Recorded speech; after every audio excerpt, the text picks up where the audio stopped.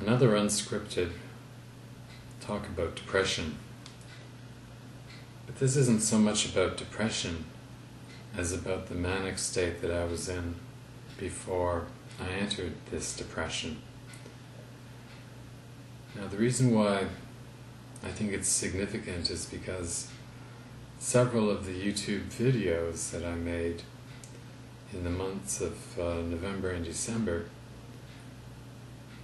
they seem humorous and entertaining and a lot of fun, and I was animated and energetic and seemed to have a lot to say. But the reality is, I was quite manic when I made those videos, and so all of the charisma that you're seeing, if you look at those videos, is the produce of a manic time. And looking back on it, I'm also reminded of some of the things that I was thinking about, which I took quite seriously at the time, but obviously were again the product of manic thought. So these are the manifestations of the illness, and I suppose the danger of the illness is that your thinking can become quite deranged while you're manic. Quite possibly you can become, you can similarly suffer a sort of derangement and depression, but that's not manifesting itself in the way that I'm experiencing depression at the moment. I'm not having serious depressive delusional thought. I'm, quite grounded, as it were, just looking back on a time when I was on a bit of a manic flight of fancy, imagining all kinds of things. Now, there were events around the world that were taking place that were triggering my manic events.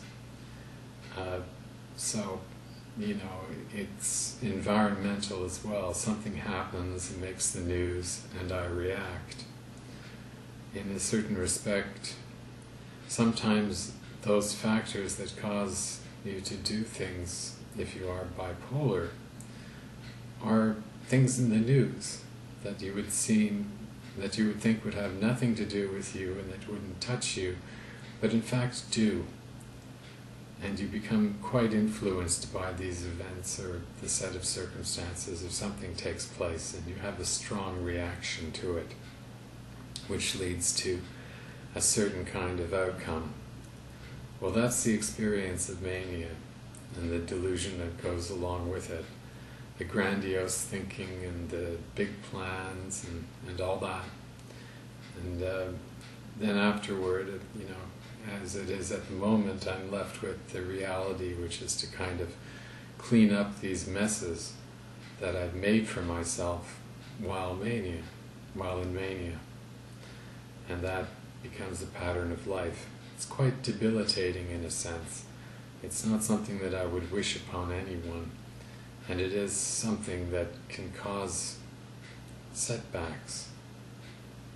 And I would say that, you would hope that you learn from these experiences, but it has no impact because you go into mania sometime down the road, and there are implications of that will happen, and no amount of foreknowledge of the existence of the mental state will in any way contribute to mitigating these things. And for as much as I may say that good mental hygiene can help curb some of it, mania itself is pretty powerful stuff, and nothing, it would seem, can cause you to be reasonable if your whole body is screaming to be crazy.